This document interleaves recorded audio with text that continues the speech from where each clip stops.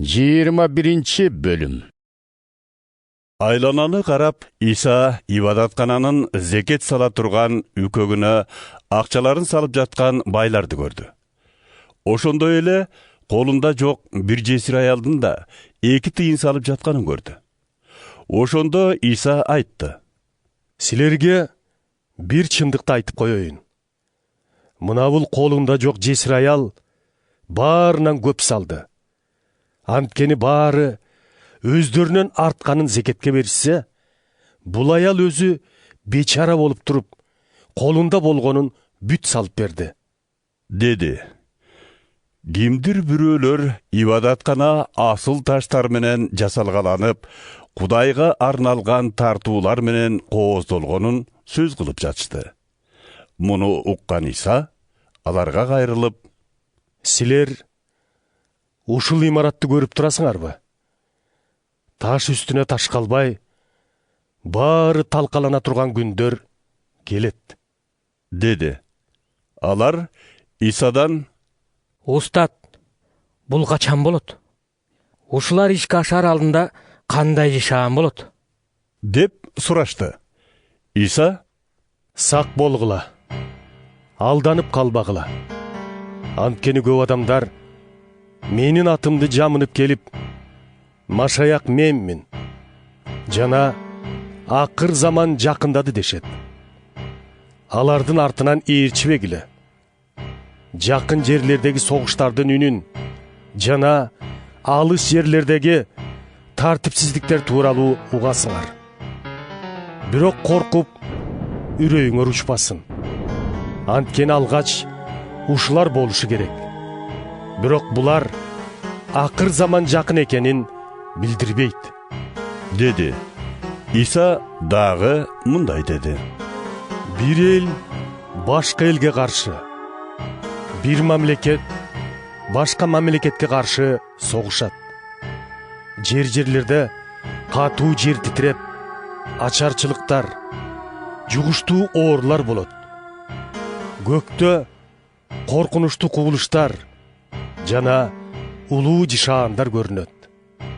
Ал эми ушунун баары ишке ашаардан мурда мага ишенгениңер үчүн силерге зордук көрсөтүп, кодулашат.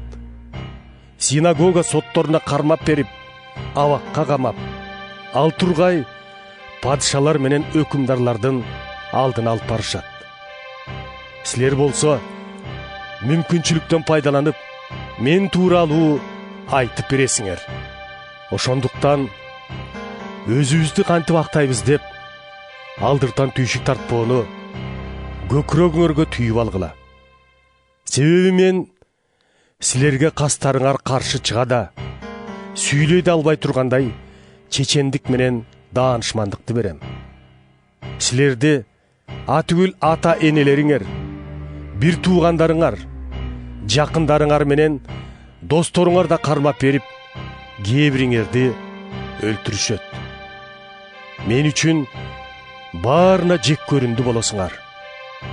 Бирок башыңардан бир тал чачыңар да түшпөйт. Туруктуулук менен өзүңөрдү сактап калгыла. Иерусалим шаарын душмандын аскерлери курчап алганын көргөнүңөрдө, анын каңгырап ээн кала турган кези жакын калган экен деп билгиле. Ошондо Иудеядагылар тоолорго качсын. Иерусалимдегилер шаардан чыгып кетишсин. Ал эми шаардын сыртындагылар ичине киришпесин. Себеби ошол убак Кудайдын элге тиешелүү шыбагасын бере турган убагы. Ушундайча ыйык жазуудагы бул тууралуу жазылгандардын баары жүзөгө ашыш керек.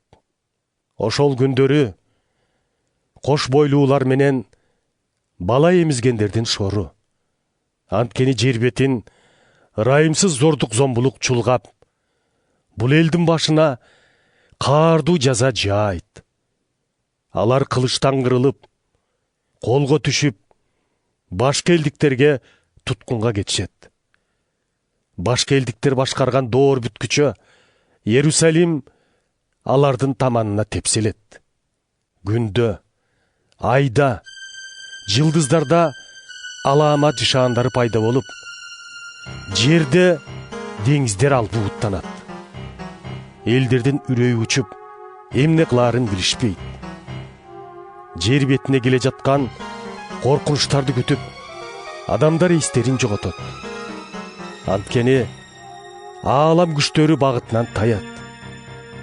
Ошондолар улуу кудурет жана шаң салтанат менен булуттарды аралап келе жаткан адам уулун көрүшөт.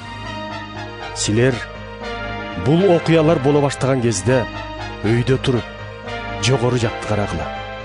Себеби ошол убакта куткарыла турган кезиңер жакындап калат. Андан кийин Иса муну ибарат аркылуу түшүндүрдү. Анжир дарагын жана башка дарактарды карагылачы. Жалбырактары чыга баштаганын көрсөңөр, жай жакындап калганын билесиңер. Анын сыңары ушул окуялардын башталганын көргөнүңөрдө Кудай падышачылыгы жакын калганын билгиле. Силерге бир чындыкты айтып коеюн. Мунун баары ушул муундун тушунда болуп өтөт. Асман жер жок болот. Бирок менин сөздөрүм кала берет. Бирок өзүңөргө сак болгула.